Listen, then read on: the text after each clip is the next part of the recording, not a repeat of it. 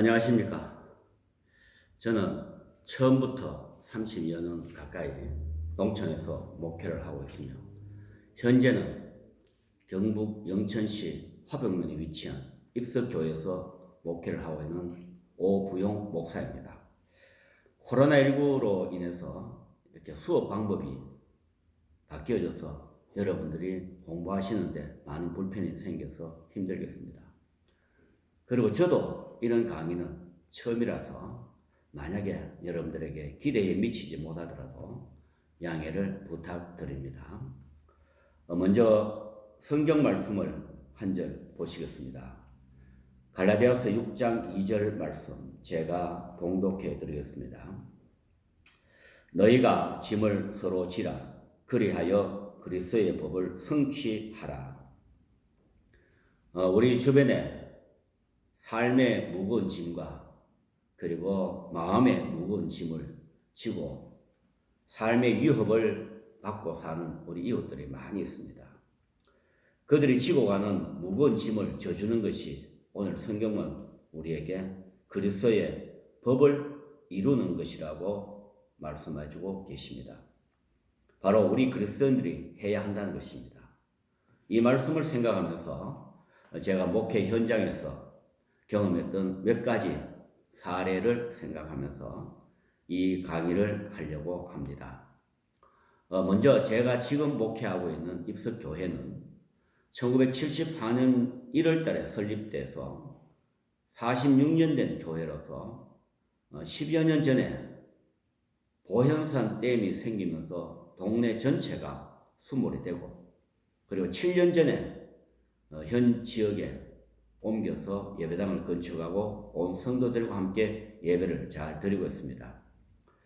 타 지역의 그 예를 보면은 댐이 생기고 동네가 수몰이 되면서 많은 성도들이 각자 흩어지고 또 흩어지니까 교회가 어려움을 당하는 이러한 일들을 보면서 우리 교회도 사실 걱정을 많이 했습니다.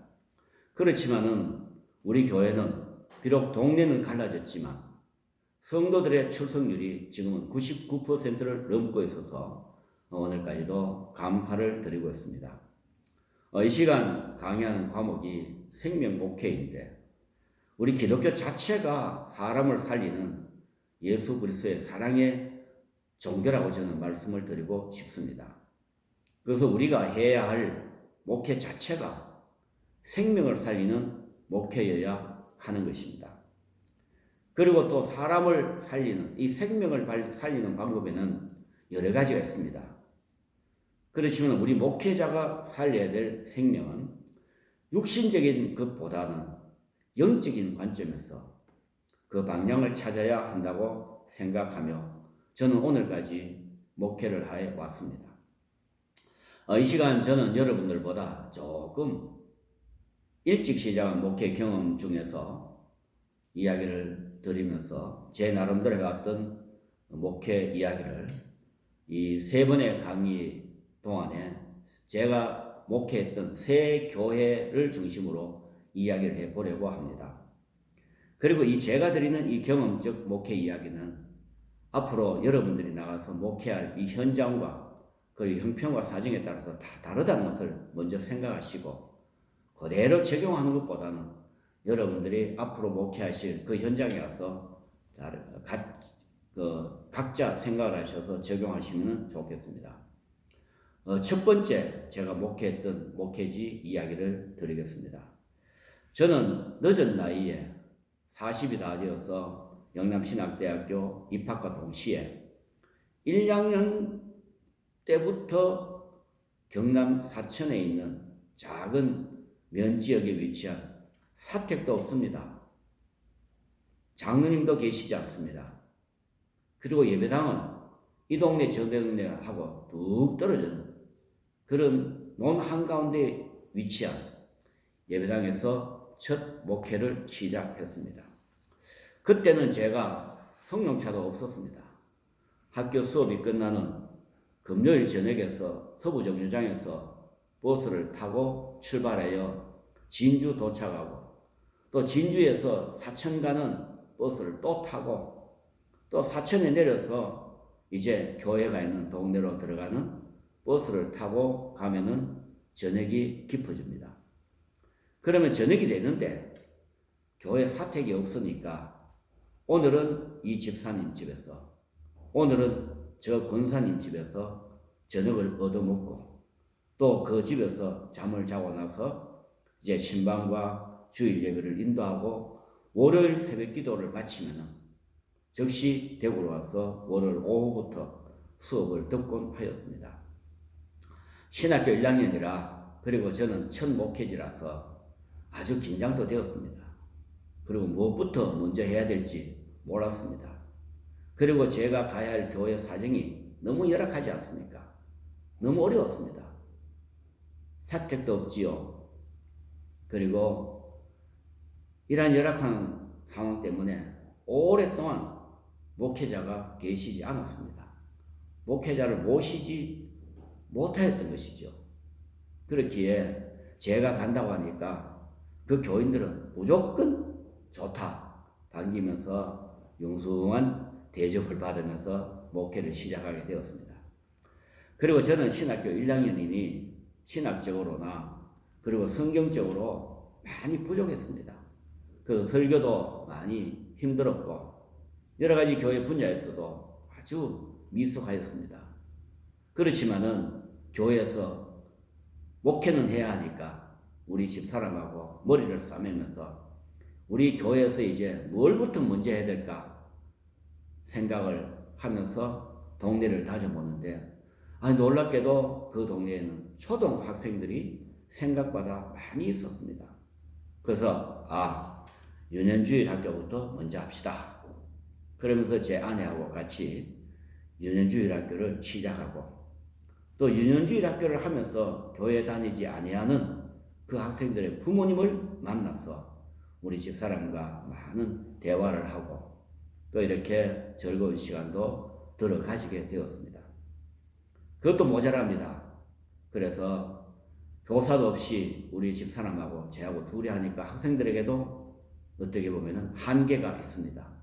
가르치는데 한계가 있으니까 여름방학, 겨울방학이 되면은 신학생 우리 동료 중에 젊은 분들을 부탁을 해서 여름 성경학교, 겨울 성경학교를 해서 그 학생들에게 더 깊은 성경 지식을 그리고 믿음을 심어주는 그래서 그 아이들이 재미있어 하는 모습을 보게 되었습니다. 이렇게 유년주일 학교가 시작이 되고 또 유년주일 학교 학생들을 통해서 안 믿는 부모님들과 가까이 하는 가운데 그 중에 제 기억에 남는 딱 한 분이 있습니다. 그분이 그 이름은 최연주, 지금은 집사님이시고 나이는 많습니다만은 그분하고 지금도 연락을 하고 있습니다만은 그 최연주 집사님의 두 아들이 교회에 나옵니다. 그래서 그 아이들이 그 참 교회 생활을 잘했어요. 근데 그 아버지는 그 당시 진주에서 좀 껄렁대는 유명한 좀 건달이었습니다.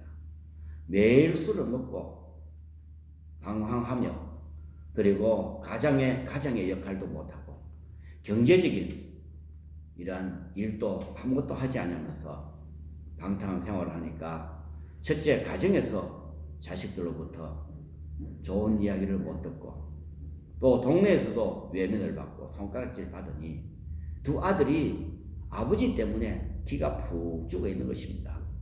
그런데 교회에 나오고부터는 그 아들의 얼굴이 밝아지고 그리고 웃는 얼굴이 자주 생기고 하니까 아버지가 보기에도 은근히 좋았던 모양입니다.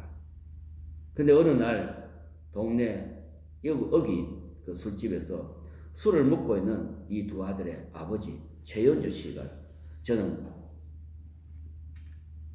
옆에 찾아가서 앉았습니다. 그러면서 나는 아시다시피 이 동네 교회 온 전도사입니다.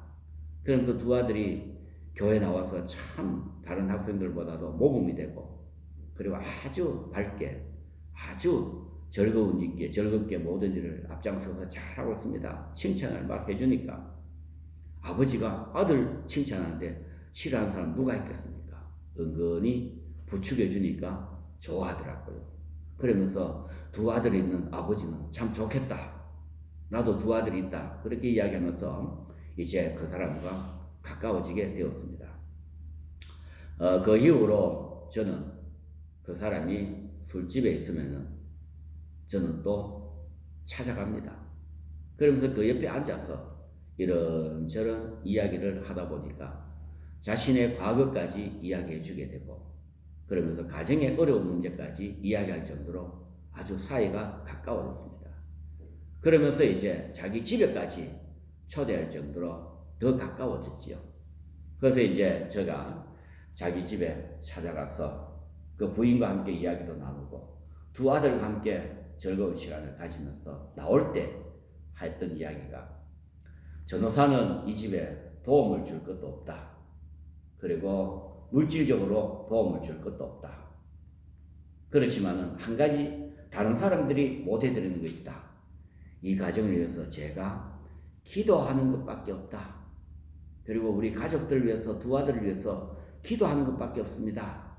그러면서 이제 그 집에 나오면서 기도해도 되겠느냐고 물으니까 기도를 해달라는 거예요. 그래서 두 아들의 손을 붙들고, 그리고 아버지 엄마 자리에 앉고 이렇게 그 가정을 위해서 기도하고 가족들 위해서 기도하고 특별히 우리 두 아들의 아버지를 위해서 기도를 아주 뜨겁게 하고 왔습니다. 그런데 어느 날 시간이 아주 많이 지났어요. 그런 관계를 계속 해왔습니다. 그런데 어느 토요일 저녁에 또 술집을 제가 찾아가니까 그 사람이 있는데, 그 사람이 기다렸다는 듯이 나를 반기는 거예요. 그러면서 전도사님 여기 앉아보시라고, 내가 할 말이 있다고. 그러면서 이제 여러 가지 이야기를 하는 중에 전도사님이 우리 가정을 위해서 기도해 주시고 저를 위해서 기도해 주셔가지고 제가 월요일부터 자기가 진주에는 큰 철공소에 일을 하게 되었다는 것입니다. 소위 말하는 취직이 됐다는 겁니다. 아무도 써주지 않는데 그 철공소에서 나를 취직시켜줬다는 것입니다. 그러니까 나도 이제 월요일부터 일하러 간다는 것입니다. 그러면서 뒤에 붙이는 말이, 전도사님이 기도해 주시고 전도사님이 우리 아들, 딸들을, 우리 두 아들을 잘 가르쳐 주시니까 나도 아들 따라 내일 교회를 가겠다는 것입니다. 얼마나 반갑습니까? 그러면서 그날 술집에 있던 그 아주머니 주인에게, 아줌마 나 오늘 이 집 마지막이요. 그러더라는 것입니다. 그건 뭡니까?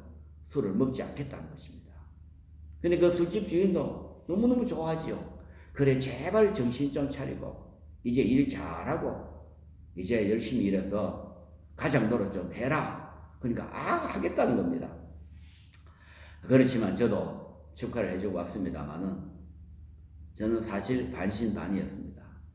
과연 저 사람이 교회 나올 것인가? 술김에 했는 이야기 아닌가? 그렇게 반신반의. 저는 또 그 사람을 믿지 못한 잘못을 저질렀습니다.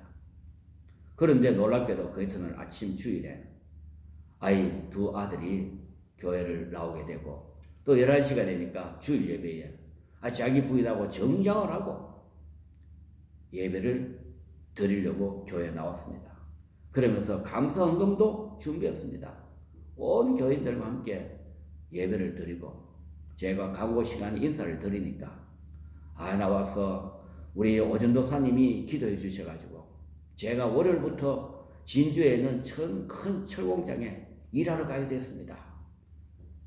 그리고 나도 이제 술을 먹지 않고 이제 가정 노릇 한번 하렵니다. 그렇게 동네 사람들, 다 아는 동네 사람들한테 그렇게 이야기하니까 우리가 큰 박수로 축하하고 격려해 주면서 이제 예수님 잘 믿으라고 같이 기도도 해드렸습니다. 여러분, 제가 이 사람을 만날 때 교회 나오라는 말 한마디도 안 했습니다. 하나님이 어떤 분이시고 예수님이 어떤 분이신지를 한마디도 하지 않았습니다. 그냥 술집에 있으면 옆에 앉아주고 그리고 그가 하는 이야기를 들어준 것밖에 없었습니다. 건달이었습니다. 술만 먹으면 동네에서 행패를 부리는 망나니였습니다. 가장 역할도 못했습니다. 아무것도 하지 못하는 이 사람, 그저 옆에서 있어주니까 자기는 좋았다는 것입니다. 자기 이야기를 들어주는 것만 해도 자기는 좋았다는 것입니다. 그런데 더 놀라운 일이 일어났습니다. 월요일 날 첫 출근지 철공소에 출근했습니다. 오전에 철공소에 가서 일을 하는데 그날은 아침부터 비가 왔습니다. 비가 오니까 철공소 지붕에서 비가 새는 것입니다. 비가 새는 것을 막으러 갈 사람을 찾는데 이 사람이 건달이다 보니까 첫날부터 자기가 올라가서 술을 하겠다는 것입니다. 그래서 올라갔습니다. 올라가서 그 지붕에서 미끄러져서 공장 바닥으로 떨어져서 척추를 크게 다치면서 큰 사고가 일어났습니다. 그 연락을 공부를 하다가 받고는 저는 깜짝 놀랐습니다. 그리고는 즉시 버스를 타고 뛰어갔습니다.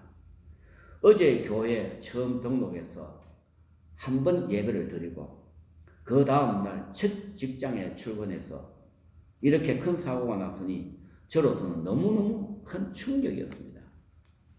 그런데 이상한 것은 사고가 나고 제일 먼저 연락해야 될 사람이 자기 부인임에도 불구하고 부인보다 저한테 먼저 연락이 온 것입니다.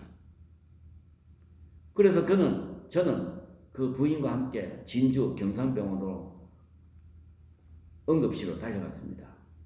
놀라서 그 의사 선생님의 그 이야기를 수술을 마친 뒤에 들었는데 평생을 휠체어를 타고 다녀야 한다는 이야기를 듣고는 부인은 그만 졸도해버리고 말았습니다. 저는 더 몸둘 바를 모르고 부인을 부축해서 중환자실에서 환자만 바라보고 있었을 것입니다. 그리고 이튿날 학교 수업도 빠지고 병원으로 달려가니 고통을 참고 있는 환자가 하는 첫마디에 저는 또 놀랐습니다. 전도사님, 예수님께서 나를 구원해 주셨습니다. 평생 휠체어를 타면 어떻습니까? 아무 걱정하지 마이소. 미안해하지도 마이소.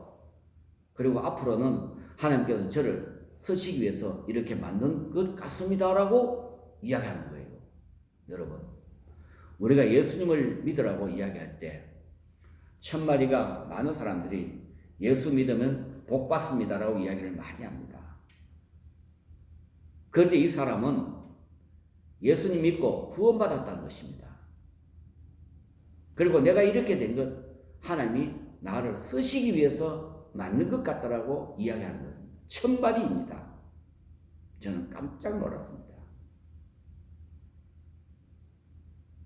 여러분, 이 사람 교회 나올 때도 저는 놀랬고 사고가 났을 때도 놀랬고 그리고 자기가 구원받았다는 이 말을 하는데 저는 또 놀랐습니다.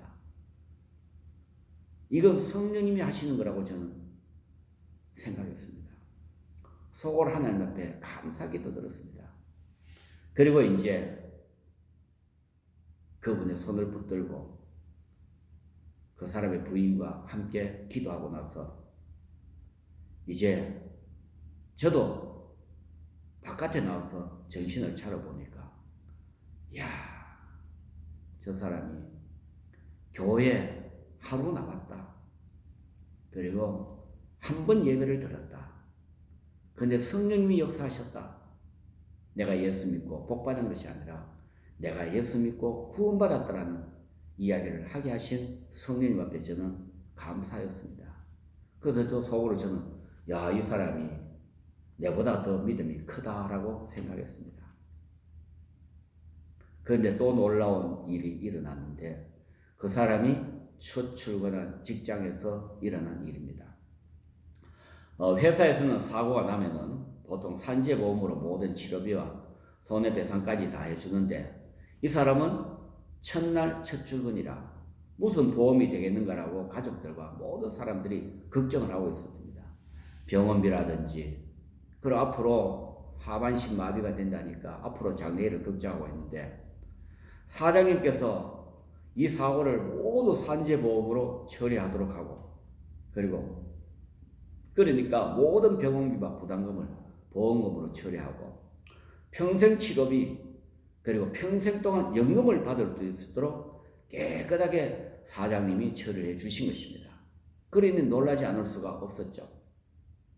그러면서 1년 가까이 병원에서 몇 번의 수술과 이런 치료하는 과정을 통해서 입원해 있으면서 각 병실마다 휠체어를 타고 다니면서 간증을 하고 전도를 하는데 이 사람이 첫 마디가 나는 예수 믿고 구원받았습니다. 나는 예수 믿고 구원받았습니다라고 이야기를 하며 전도를 하더라는 것입니다. 비록 하반신이 마비되어 휠체어를 타는 장애를 가졌지만 그는 오히려 눈에 보이는 외형적인 그 장애인 몸보다도 하나님께서 나같이 미천한 자도 버리지 아니하시고 구원해 주셨다라고 고백하며 기쁨으로 간증하는 모습을 보고 저도 감동을 받았습니다. 그러면서 항상 말하기를 하나님께서 나를 통해서 계획하셨는데 하나님께 그 계획이 이 전도사와 자기를 먼저 만나게 했고 교회에 출석하게 했고 그리고 첫 예배를 드리고 난 뒤에 회사 지붕에서 떨어지게 하신 것까지 하나님의 계획이었다.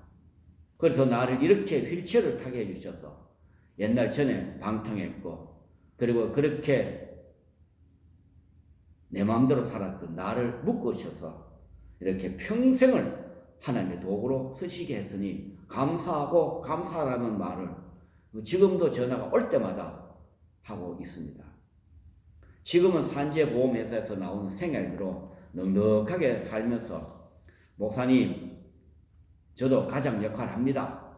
그러면서 잘 살고 있습니다라고 이야기를 하고 있습니다. 웃으면서 이야기를 하고 있습니다. 그리고 몇 년 전까지도 경남 사천시 장애인연합회 회장까지도 하셨다는데 사회생활도 열심히 하고 있다는 소식을 들었습니다. 사회에서 손가락질 받고 외면당하고 가정에서 가장 노릇 못하고 술로 시간을 보내면서 심신이 피폐해져 있는 영혼을 하나님 불쌍히 여기시어 그를 부르시어 예수님을 알게 하시고 하루에 그 주일 예수님 믿는 날과 한 번의 예배지만 그에게는 수십 년간의 시간보다도 귀하고 귀한 시간이 되게 하사 이 새 생명을 얻게 하신 하나님의 은혜를 아는 사람. 나는 예수 믿어 복 받았다는 것이 아니라 나는 예수 믿어 구원받았다는 참 믿음의 고백을 하면서 하나님은 우리를 살리시는 부디심을 이 사람을 통해서 증거하고 있다는 것입니다. 그래서 저는 목회는 사람을 살리는 것이다. 그러므로 우리의 목회 대상은 이 세상에는 모든 사람이다. 그리고 그 사람들의 겉만 봐서는 모른다. 그 내면에 있는 그 깊은 마음속에 있는 문제를 이끌어내고 그 아픔을 이끌어내서 함께 고민하고 나눌 때에 진정한 삶의 기쁨을 누릴 수 있도록 성령님이 역사해 주신다고 저는 말씀을 드리고 싶습니다. 그리고 우리 목회자는 육신적인 일과 세상적인 일보다도 먼저 영적이고 내면적인 문제를 생각하고 기도하고 대화를 나누면은 성령께서 문제를 해결해 주시고 성령께서 우리를 살려주시는 길로 인도하여 주실 줄로 믿습니다. 우리의 목회 대상 곧 하나님의 나라를 전해야 될 대상이 우리 이웃을 생각하고 그들을 살리는 일에 우리를 부르시고 명령하신 하나님의 뜻이라고 생각하며 열심히 목회를 했습니다. 그러다 어느 날 월요일 새벽 대구로 오는 버스 사고로 한 달간의 공백이 생기면서 다른 분을 후임으로 모시게 하고 매 주일마다 오고 가는 불편한 목회를 정리하였을 때 모든 성도님들이 아쉬워하였고 그리고 지금도 연락은 한 번씩 옵니다만 저는 먼저 절대로 전하지 않습니다. 왜냐하면 지금 목회하시는 목회자가 계시기 때문인 것입니다. 여러분 이 강의를 마치면서 한 번 더 먼저 읽었던 말씀을 생각해 보기를 원합니다. 갈라디아서 6장 2절 너희가 짐을 서로 지라 그리하여 그리스도의 법을 성취하라. 다른 성경에는 남의 무거운 짐을 같이 져줍시다. 그리하여 그리스도의 법을 이룹시다라고 성경이 다른 구절로 나오는 성경이 있습니다. 앞에서 드린 그 삶의 균형을 잃고 어둠의 길에서 불안해하며 방황했던 두 아들의 아버지가 하나님께로 돌아와서 기쁨을 노래하며 삶의 참된 의미를 찾아서 예수님이 나를 구원해 주셨다라는 그 첫마디의 고백이 오늘 우리의 고백이 되기를 원합니다. 그 최연주 집사님, 그 생명을 살리는 기독교의 그 목회가 얼마나 귀하고 귀하다는 것을 저는 생각해 봅니다. 평생을 가도 이런 생명을 구하는 일이 없겠지라고 저는 생각합니다. 그러면서 우리 주변에 영적으로 방황하고 하나님께로 나오지 못하여 인생의 무거운 짐을 지고 걸어가는 그 사람들의 삶과 고통과 죽음의 짐을 들어주는 것이 우리 목회자들이 앞장서야 된다고 저는 생각합니다. 우리 목회자들이 이러한 짐을 들어주는 일에 본이 되고 그리고 성도들과 사람들 앞에서 그리스도의 법을 성취하는 아름다운 목회의 길을 걸어가는 저와 여러분들이 되기를 바랍니다. 첫 번째 강의를 마치겠습니다. 감사합니다.